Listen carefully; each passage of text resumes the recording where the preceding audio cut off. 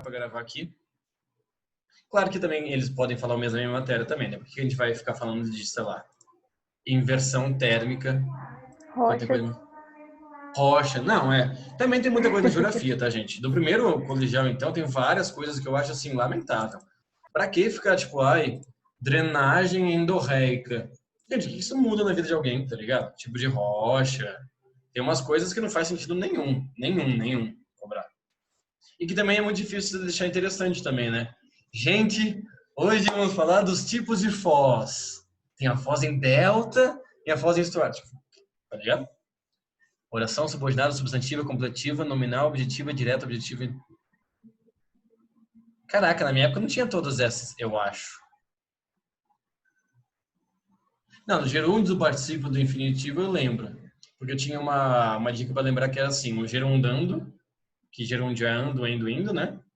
O infinitar, que é a é vir, e o participido, que é o ado, edo, ido. Aí eu decorei assim. Mas o resto não lembrava tanto, não. Ah, não, hoje em dia tem muito mais coisa. Então. Não sabia que o português tinha evoluído tanto assim em tão pouco tempo. Mas enfim, galerinha, vamos que vamos então. Ah, gente, falamos então na aula passada da poluição do ar, falamos da inversão térmica, falando. Esquece tudo. Nossa, confundia fácil várias dessas. Olha, eu dormi essas aulas todas porque eu não lembro nenhuma. Então, mano. Enfim, falamos da inversão térmica, falamos da poluição do ar. Fala agora de outro problema ambiental, que é a chuva ácida. Chuva ácida bem facinho, bem tranquilinho.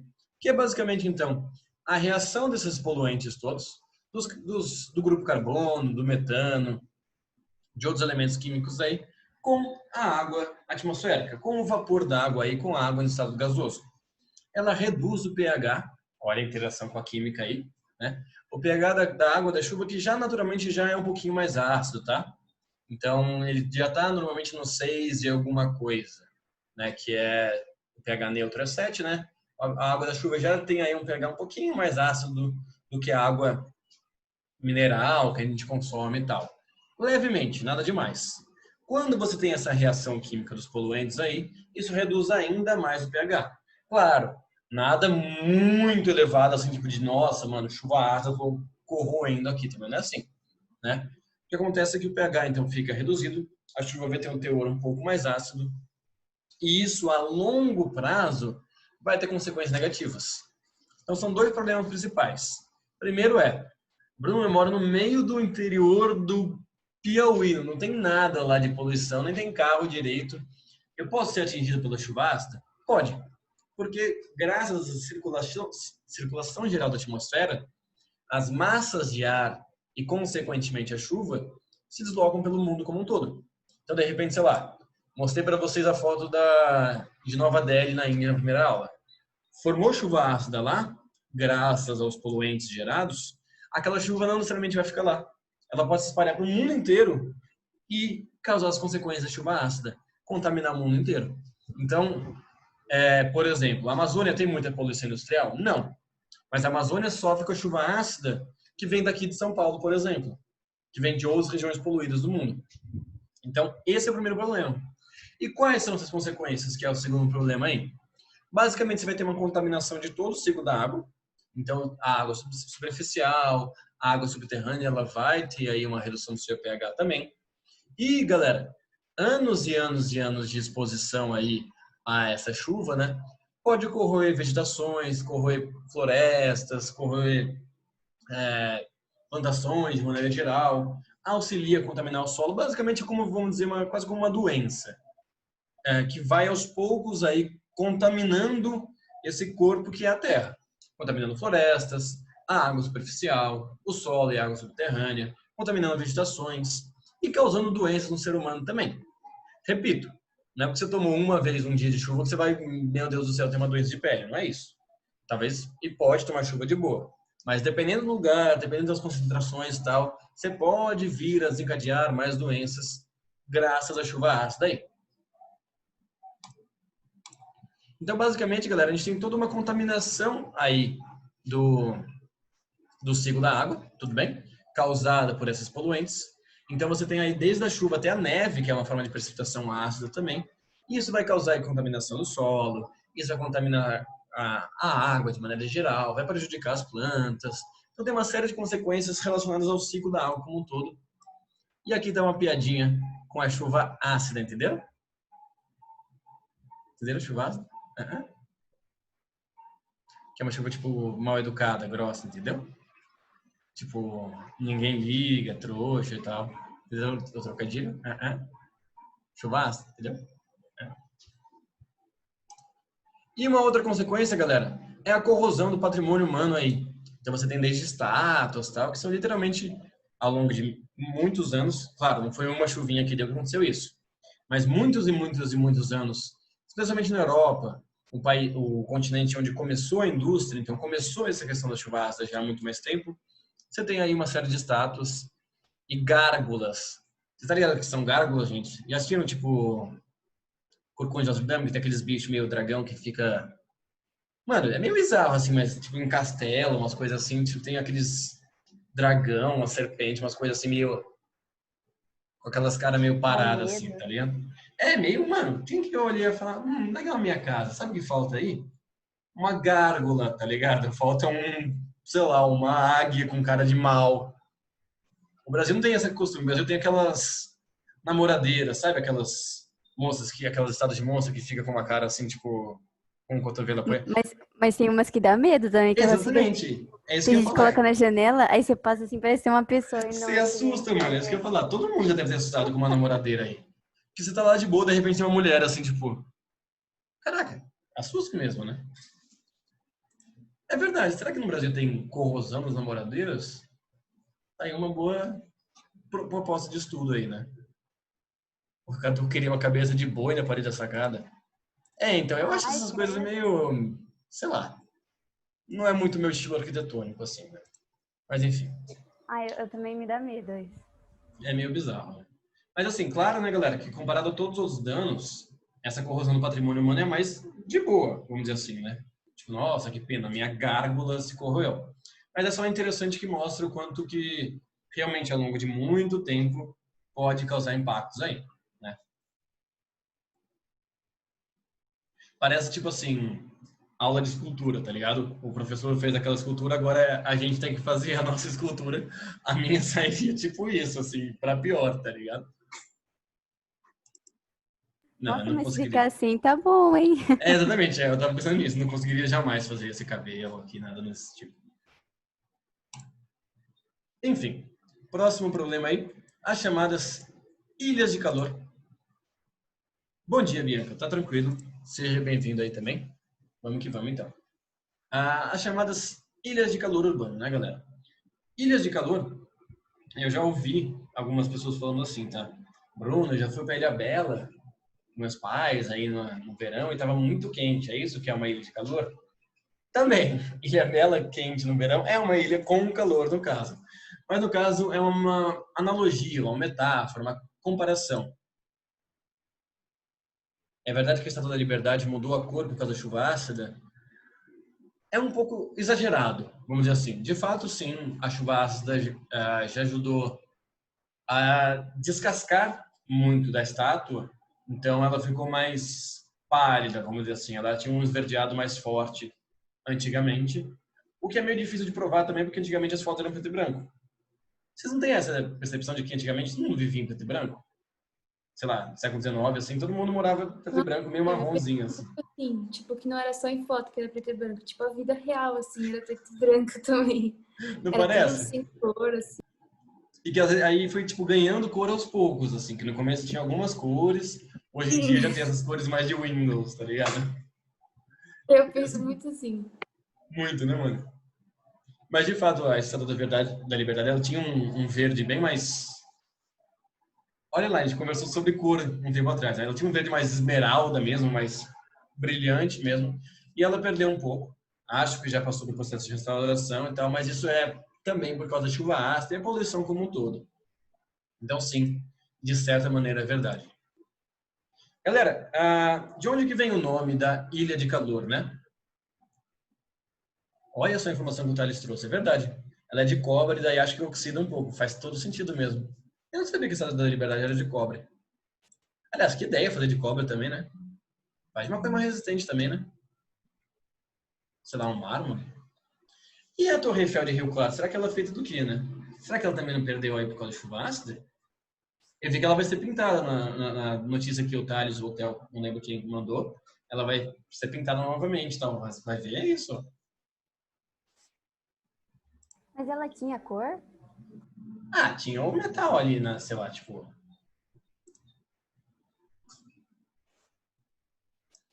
Bom, galerinha, então a ilha de calor, né? Qual que é a ideia? É uma analogia, uma comparação, uma metáfora com uma ilha. O que é uma ilha? Uma área de terra cercada por água por todos os lados. Algo literalmente isolado, né? Então a gente usa muito a, a palavra ilha, né? Para se referir a algo que é isolado, que não tem aí contato com o que está ao seu redor aí, tudo bem?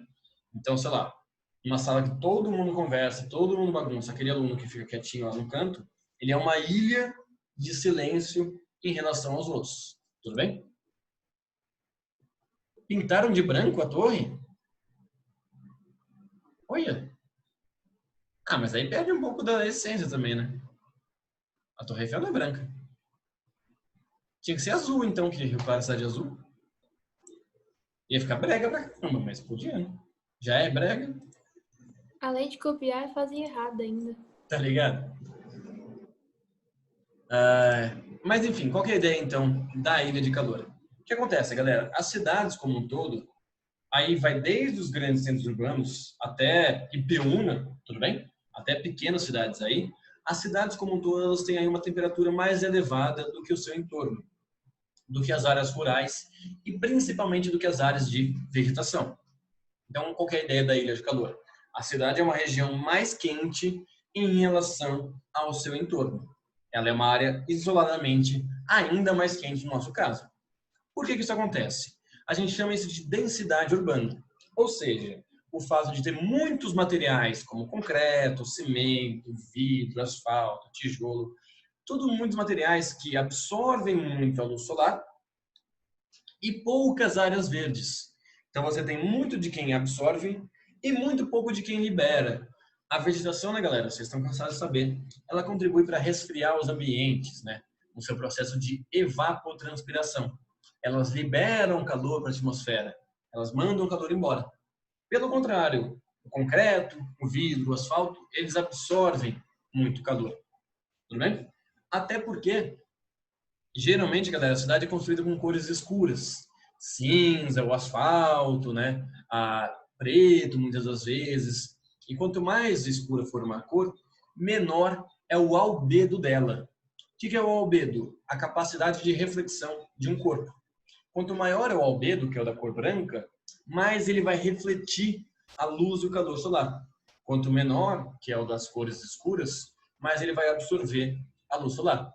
Por isso que geralmente no inverno, galera, a maior parte das pessoas usa roupas escuras, geralmente. Marrom escuro, cinza, preto, moletom geralmente tem umas cores mais escuras para absorver mais a luz solar. E geralmente no verão, a galera usa mais branco na praia, tal, cores mais claras aí, né? Aí sempre tem aquele que está de preto no sol, que todo mundo fala, nossa, mas você está de preto no sol, aquela coisa toda.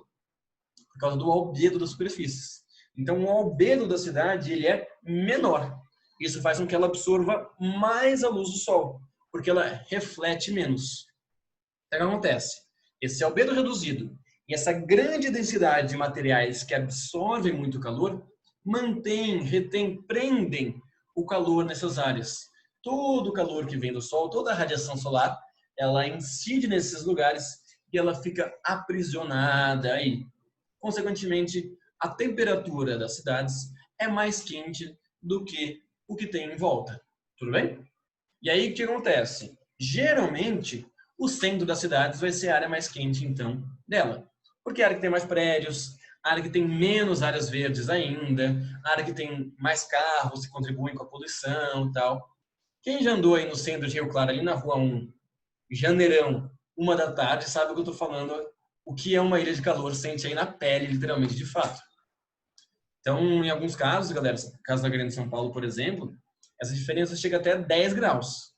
Então, se tá, vamos dizer, 28, 30 graus na periferia, na área rural, quer dizer que no centro da cidade pode chegar até 40 graus. É muita coisa. Pensando num país como o nosso, que é um país que sofre, como a gente está sentindo, com calor, você ter essa elevação ainda maior do calor nas cidades gera muito desconforto. Aí motiva a galera a usar o ar-condicionado, que também gasta mais energia elétrica, contribui para poluir. Aí motiva a galera a não usar tantos espaços públicos, né? A gente falou no outro grupo, então, temos que usar mais a cidade, temos que usar mais a praça. Mas tá um calor desgraçado, tá ligado? Não quero sair de casa, não quero fazer nada, quero morrer só. Então isso contribui um pouco também com desconforto. Isso contribui com doenças respiratórias. Uma época de pandemia como essa, por exemplo. Vocês têm que ficar em casa, beleza.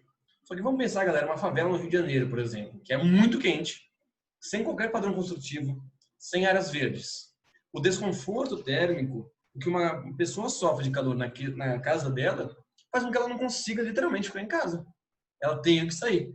Isso contribui para a aglomeração, contribui para mais contato entre as pessoas, contribuindo aí para o avanço da pandemia também. Como que a gente pode reduzir isso, galera? Primeiro, claro, investir em áreas verdes. Só que é complicado a gente falar, né, galera? Beleza, o próximo prefeito de Rio Claro vai assumir aí, vai demolir todos os prédios de Rio Claro para construir áreas verdes. Por um lado é bacana, mas por outro ele não vai, óbvio, jamais fazer isso, porque tem uma galera que mora lá, ele não tem dinheiro, ele vai ter que realocar todas essas pessoas. O que dá para fazer, então? Dá para, por exemplo, claro, né, plantar árvores aí, mas dá para ele, por exemplo, os prédios em si construírem tanto que a gente chama de telhados verdes, quanto de jardins verticais. Você aproveita a própria estrutura dos telhados aí para diminuir esse impacto. Então, por exemplo, vamos pensar em cima do coque, por exemplo, né? Coque leretiano aí, né? Do colégio que a gente estuda. Se a gente utilizar a estrutura de cima para fazer um grande jardinzão, beleza. Não vai dar para construir plantar uma árvore gigantesca. Mas que seja um pomarzinho aí, umas hortinhas, uma coisa assim. Aproveitaria essa área construída e reduziria o impacto ambiental do colégio, reduziria a ilha de calor, por exemplo.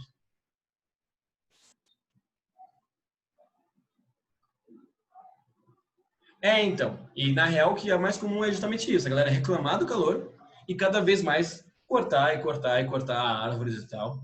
A gente vê, tipo, para construir mais prédio, para fazer novas avenidas. Então, ainda a mentalidade é ir passando em cima, né? Quando o ideal seria uma cidade que conseguisse unir os dois, né? E uma outra ideia também é pintar construções com cores claras. Parece bobo falar, tá, galera? Mas só se o nosso asfalto fosse de um cinza claro ou de um branco, já reduziria muito esse processo. Aí, claro, teria que pintar mais vezes, é um gasto. Mas, ao mesmo tempo, a qualidade de vida e a redução térmica que a gente teria seria significativa. Tudo bem? É o mesmo caso, tá, gente? Todos os casos têm soluções. A questão é muito mais de interesses. E aí, pensando num país como o nosso, né, o Brasil, já tem tantos problemas, tantos dilemas, é complicado a gente chegar para um prefeito, por exemplo, e cobrar ele: você vai investir em construções verdes? Ele vai falar que ele vai ter antes educação, saúde, segurança, emprego, moradia, transporte como prioridades, né? Infelizmente, apesar do meio ambiente ser uma questão urgente no Brasil e no mundo, os países subdesenvolvidos, principalmente, qual que é a alegação? De que tem outras prioridades. E mesmo alguns países desenvolvidos como os Estados Unidos, eles falam que o meio ambiente não é a prioridade. É retomar emprego, é retomar crescimento, quando o ideal seria fazer os dois juntos, né? Tentar, pelo menos. É bem complicado mesmo, gente. E aí, então, qual é a ideia da ilha de calor? Então, o centro da cidade, ele chega a ser aí, então, alguns graus mais quente que as áreas periféricas, que as áreas verdes da cidade. Então, vamos pensar no caso de Rio Claro, por exemplo. Quem mora perto do Horto, com certeza tem uma sensação térmica menor do que quem mora no centro de Rio Claro, por exemplo. Porque você tem a proximidade com o Horto. O fenômeno de ilha de calor em Rio Claro, ele é reduzido em relação a outras cidades, graças ao Horto, isso é fato. Só que, claro, para quem mora do lado do Horto vai ser muito melhor de quem mora no centro, de quem mora no Santana, de quem mora no Cidade Jardim, que não tem tantas árvores assim. Isso com certeza faz diferença. Eu disse que todo problema tem solução, mas não o que fazer quando o marido maltrata a mulher, mas não se pode provar. Bom, eu me referia a problemas ambientais no caso, mas nesse caso é complicado. Primeiro a gente pensaria na prevenção desse caso, mas se está acontecendo, o caso é conseguir ter alguma prova com relação a isso para fazer a denúncia, né?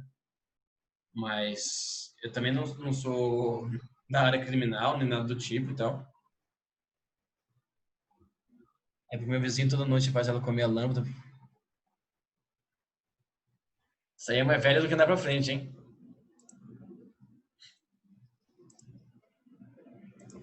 Falando. É lógico, né? Eu achei que fosse uma pergunta séria. Se você vai ainda falar se eu conheci essa como piadinha em português, na real. Mas também não pode mais fazer piadinha em português, né? Então, foi menos mal assim. Eu achei que fosse alguma coisa séria, ué. Mas, ô, senhor, não entendendo. Você entendeu? Meu Deus. Ah, não. Não vou explicar, foda-se. Eu conheci um pouquinho diferente, Mas então, que ela acordou com a senhor. boca toda queimada, entendeu? Não, o É, quê? então. É que assim, apaga a luz e chupa. Só que tem um certo duplo sentido aí na frase, certo? Tá. Nossa, desculpa. Mas tudo bem. Entendi. É melhor não entender mesmo, na real. Mas então, senhor, eu me atrasei, meu pai chegou bêbado e bateu nos 4 filhos. Sorte que ele errou de apartamento. Pesado também, mano. Ai, desde Pesado. sexta-feira ele tá fazendo essa piada ruim. O quê? Desde sexta-feira ele tá fazendo essa piada ruim. Ele mandou pra toda um monte de aula. professor. Sim. Nossa, é Poxa, muito você tem boa, que pelo menos senhor. trocar um pouquinho as piadas, né? Por Ah, exemplo, foi mal. por que o Darwin não deixa os filhos dele investirem no mercado de ações? Na Bolsa de Valores? Não sei. Por quê? Porque ele não cria acionista. Né? Nossa. Entendeu? A cara da Vitória. Na próxima aula eu entendo, senhor, aí eu dou risada. É que assim, ele não cria acionista, entendeu? Deixa, senhor, deixa. Bom, Quando ela estiver almoçando, Deus, ela vai Vitória. parar assim, ela vai. Na hora que ela estiver colocando o garfo na boca, ela vai falar: entendi! Nossa! eu sou assim. às vezes. Não adianta fazer piada comigo, senhor. Eu sou muito devagar. Qual estado americano não cai 2 vezes no mesmo lugar? Nenhum, né? Porque estado não cai. Não sei. Ohio, ai. Agora. Eu conheço que Ah, vem em tá, pedaços, que é o nossa. Alasca também. Boa. Enfim. Então, galerinha, a cidade aí como um todo, ela é bem mais quente do que o seu entorno e do que as áreas periféricas como um todo. Então, de repente aí, quem mora perto do Horto, quem mora, sei lá, em Ajapi, Ferraz, não sei se é a casa de vocês, são áreas que são um pouquinho mais quentes, mas não tanto quanto o centro de Rio Claro, por exemplo. Mesma coisa em São Paulo. Quem mora do lado do Parque Ibirapuera ou na periferia, vai ter uma ilha de calor um pouco menos intensa do que quem mora lá no centrão, por exemplo. Deixa eu ver aqui. Essa foi boa até, né? E galera, não sei se eu já comentei com vocês, mas ilhas de calor é o tema do meu mestrado, né? É o que eu pesquiso aí na universidade. E aí, ano passado, quando eu estava tendo aulas lá, a gente foi fazer alguns experimentos com câmera termográfica. Aquelas câmeras que detectam a temperatura das coisas, sabe? Que a gente vê em, sei lá, em uns vídeos na internet e tal, assim. Quanto mais vermelho, mais quente é o negócio. Aí, beleza, fizemos experimentos lá. E aí, na volta pra sala, o cara deixou a câmera na minha mão. Mano, foi deixar brinquedo na mão de criança, né? E eu saí, ela é tipo um gatilho, assim, é muito legal. É tipo uma arminha, parece mesmo assim. E eu saí clicando em tudo, né? Saí apontando pra tudo aí. E aí eu tirei algumas fotos que algumas ficaram legais mesmo. Só pra gente ver realmente como tem esse efeito da construção. Por exemplo, foi lá na UFSCar, tá, galera? Lá em São Carlos, que o telhado é aquele tipo... Sabe aquelas telhas metálicas? Que são aquelas onduladinhas? Elas absorvem muito a luz solar, galera. Então, enquanto, por exemplo, a própria parede, que não é algo fresco, estava 26 graus, a telha já estava 37 graus aí. E isso, por exemplo, pensando nos carros, por exemplo. Né? Imagina vários carros estacionados ou em movimento, que a temperatura média de um motor é de 90 graus, por exemplo. Isso contribui muito para a elevação da temperatura ali próximo, numa avenida grande e tudo mais. E aí o que aconteceu, galera? Esse ano eu tive que pegar essa câmera para tirar algumas fotos para minha pesquisa. Eu fiquei um bom tempo sozinho de quarentena, tirando fotos com ela também. Então eu tirei, sei lá, pro prato de comida, pra geladeira, fiquei aí brincando com algumas aí. Essa daí é mais uma que mostra realmente de fato. Oi? Ô, Bruno, dá pra, tipo, tirar foto, assim, das pessoas também? Com ela? Dá. É, senhor, por que você não tirou foto do seu gato, senhor? Então, aí que tá. Olha o meu gato aqui. Minha eu tirei, eu não coloquei aí, na real. Mas ficou legal também, Nossa, até senhor, no ele é Instagram e quente, tal. senhor, você é louco. Ele é quente, é. Na real, tipo, a câmera não é exata, mas aqui tá o formato dele aqui, assim. Que legal. Muito bacana, né? Eu fiquei brisando nessa câmera. Mas ela também pode ser usada para fins úteis, tá? Na real, eu talvez não devesse ter feito isso. Não que eu tenha, só tirei fotos, não é nada de ruim, mas ela é usada para fins de pesquisa, tá? E aí, nesse caso, essa foto mostra como as construções mesmo, de fato, os prédios, as casas, a rua, principalmente, eles contribuem aí para a elevação das temperaturas. Belezinha? E como solução, a gente aponta os chamados telhados verdes. Que é essa ideia, galera. Não vai ter uma floresta em cima de um prédio, mas pode ter um jardinzinho, pode ter uma pequena produção de alimentos, de repente, para a própria galera que mora ali. Muitas cidades e países Não é o, desenvolvidos senhor, têm investido nisso. Oi. não é o Jardim da Babilônia, lá? Mais ou menos isso? Sei Também lá, são nem suspensos, lembro. mas não são. A ideia é mais ou menos por aí, construtiva, mas o fim é diferente, vamos dizer assim. Então, assim, Mas, senhor, não soluções. fica mofo nos apartamentos de baixo? Ou não? Ah, não, não, porque também tipo, não é nada tão pesado assim, né? São plantas mais rasteiras e tal. E aí você pode fazer, tipo, por exemplo, você pode fazer uma parte mais elevada, de 2 metros, que separe do teto mesmo, de fato, sabe? Pode construir umas Entendi, caixas e entendi. aí plantar lá. Claro que aí também tem que ter um conhecimento melhor dos materiais, que eu não tenho, mas um arquiteto que tenha essa formação, um engenheiro civil, eles podem contribuir bastante com isso. É aquilo que eu falo, galera. Dá para unir o nosso desenvolvimento tecnológico com o meio ambiente. A questão de interesses mesmo. Belezinha, gente? Para a gente acabar a aula, então, nós temos aquela clássica intensificação do efeito estufa que a gente já conversou no passado quando falou de aquecimento global. Então, eu só vou dar uma relembrada bem rápida aí. Lembrando mais uma vez que o efeito estufa ele é um fenômeno natural que ele é fundamental para manter a vida na Terra. Sem o efeito estufa, não teríamos vida na Terra. Como que ele acontece mesmo? Então, nós temos todos os gases do grupo carbono lá também, os metanos, que eles ficam na atmosfera terrestre e eles absorvem, eles retêm parte dos raios solares. Então, os raios solares, eles incidem na Terra e eles são refletidos de volta na atmosfera. Graças ao efeito estufa, uma parte significativa desses gases volta novamente para a Terra. Então, bateu, refletiu, voltou. Uma parte deles, pelo menos, como mostra esse esqueminha na esquerda. Então, como uma estufa de uma planta, que é uma área mais aquecida, por exemplo, nós temos isso naturalmente na Terra. Sem o efeito estufa, galera, a Terra seria muito mais fria, não teria vida como a gente conhece nela. Já comentei com vocês, a Terra ela tem uma dinâmica de equilíbrio muito bacana. Tem uma série de fatores combinados que fazem ter vida como a gente conhece, né? E um desses fatores é o efeito estufa.